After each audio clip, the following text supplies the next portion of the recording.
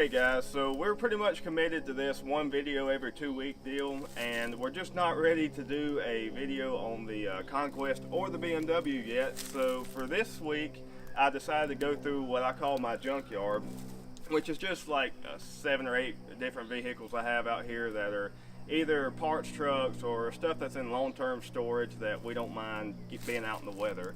And so the first thing I want to talk about is this. I think this is a 75 Dodge. It's a W200, which means it's 4-wheel drive. This was an old pulpwood truck. The guy I bought it from, I think he had stopped using it probably about 20 years ago.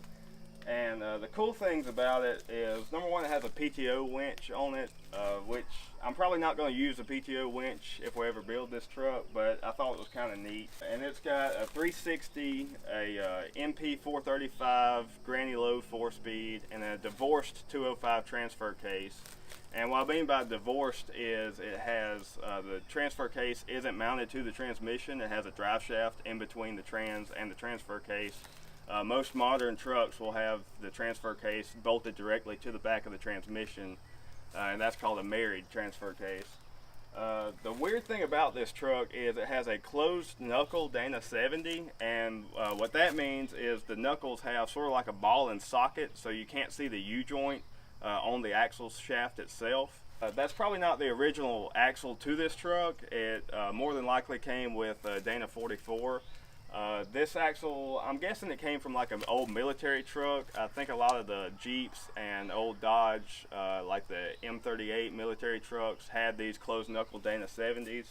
Alright, so if we're coming back here, you'll see the old frame from my 1960 F100. That's the truck that I did a Crown Vic frame swap with, and I'll probably put the link up here in the corner for that video. It's one of our earliest videos, and this still has the 223 straight 6, and from what I was told by the guy I bought it from, this motor has a fresh rebuild, and I got it running too, and it ran pretty well.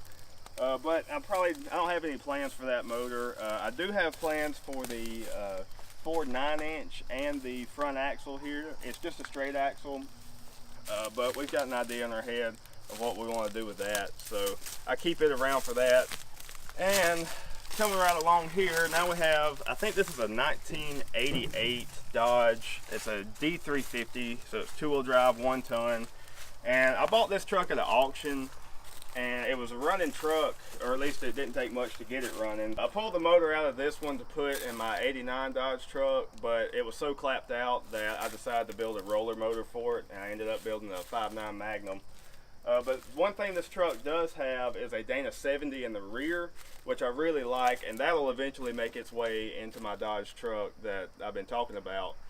The reason I like the Dana 70 is it's slightly stronger than the Dana 60, and it has a little bit less ground clearance, but the bottom of the housing is really smooth. All these old Dodge Dana 70s have very smooth housing, so it doesn't get hung up on obstacles, even though it doesn't have quite as much ground clearance, and it's only like a ½ inch less ground clearance than a Dana 60.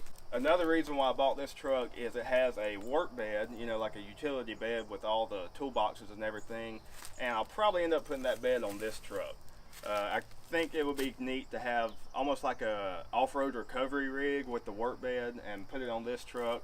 So if we break on the trail, we can take this truck back, fix it, and then it can wheel back there and then wheel its way back if it doesn't break. But then we'll have the tools to fix it if it breaks. Next one in line here is, this is an 04 Crown Vic. And like I mentioned earlier, I had my 1960 F100 that I put on a Crown Vic chassis. And so we found this one dirt cheap. It was semi-local to us, even though it was on eBay, and we bought it sight unseen. And Wesley actually bought this first, and then after he blew the motor in the original Beater Beamer, he was like, man, I think I'm going to sell the Crown Vic to buy the motor for the BMW. And I'm like, well, I'll go ahead and buy it. So I'm stuck with it. It's running driving car. All it would need is a hot battery, and we could run it around. It does need a transmission. It won't shift into 3rd or 4th gear. So I really like the chassis that are under this car. It has a 8.8 rear end, parallel 4-link with a Watts link, and it has dual A-arms in the front. And it's a really great design, especially considering the rest of the car, which is pretty much junk. So we've been kicking around ideas with this thing. Not really sure what we're going to do yet, but whatever it is, it's probably not going to include this body and probably not the engine and transmission either. So the next thing we got here is my M35 A2 deuce and a half. This was my dream truck when I was in junior high, and we went out and found one and bought it. Me and my dad both kind of wanted it, so he didn't object when I found this one, and we decided to buy it. We rode this thing around a lot, just around the house, and we would take it up to the hunting land and cruising around there.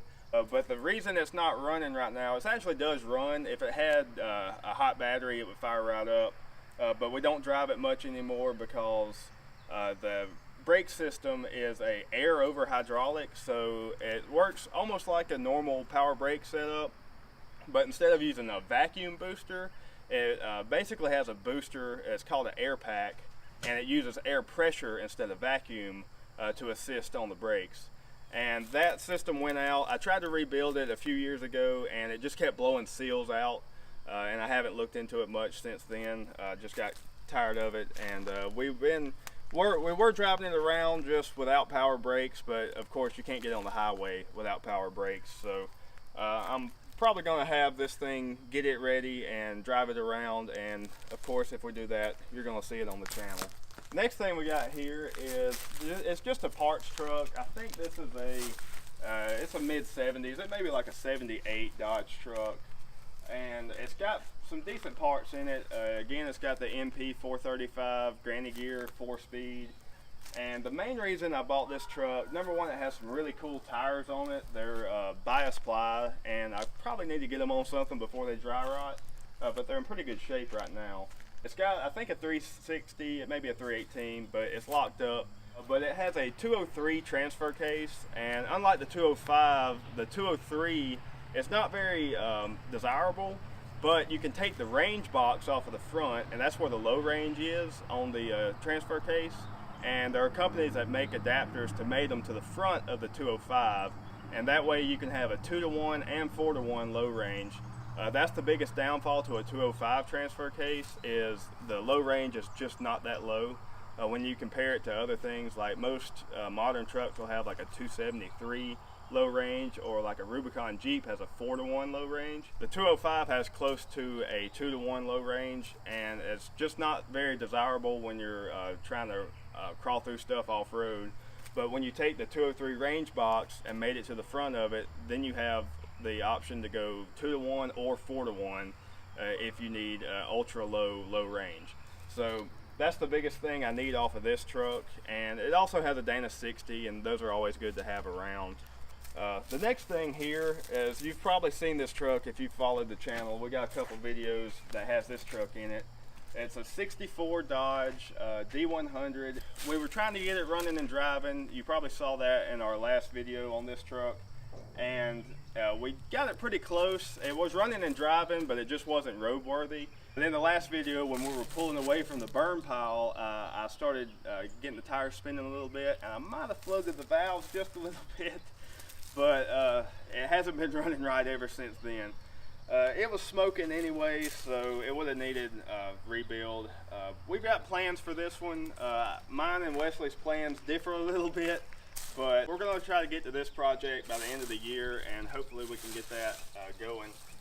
The next thing back here, this is another long-term project, and it was a parts car. This is a 1968 Cougar that was Wesley's parts car for his Cougar. So it's missing a few patch panels and things that he cut out for that. And he gave it to his dad, and then his dad was just going to scrap it. And I was like, well, if you're going to scrap it, just sell it to me. And he was like, no, I'm not going to sell it to you. If you want it, you can have it. So it's been sitting here ever since. But again, we've got plans for it.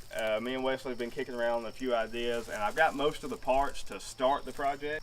So I'm hoping to start this project sooner rather than later. As soon as we get the time and the resources to do it, we're going to get started on this. So you're going to see it in the future. Right here, this is the Crown Vic front suspension I mentioned earlier. This is actually the full front frame section. And you can see why people like to use these. It's dual A-arm, aluminum. These early models that I like to use, they have forged upper and lower control arms. The upper is steel, the lower is aluminum. and they're really tough, and they're easy to adapt to Ford trucks because you can undo these 4 bolts here, fold that up, and then the frame width is almost the same as an old Ford truck, and you can slide it right under there. A lot of guys use them on these Dodges too, because you can just pinch the frame rails in some, and you can use this nice front suspension setup, disc brakes, whole 9 yards. So I got this one when we got the replacement motor for Wesley's original beater beamer. They had this laying out there, so I drug it home. And don't have plans for it yet, but it's good to have around. Then we'll walk back here. Right here we got a couple of axles. These are just like big heavy-duty truck axles. These two came from a GMC, and then this one back here came from a Ford. You can tell that because the Ford one has 6 lug, and then the GMC is the rear's 10 lug, the front is 5 lug, but the rims will interchange. I've been kicking around the idea with these front axles for a long time. Like, I came up with this when I was in like junior high, and I haven't done it yet, but I'm keeping them around for that project. Hopefully I'll get to do that at some point.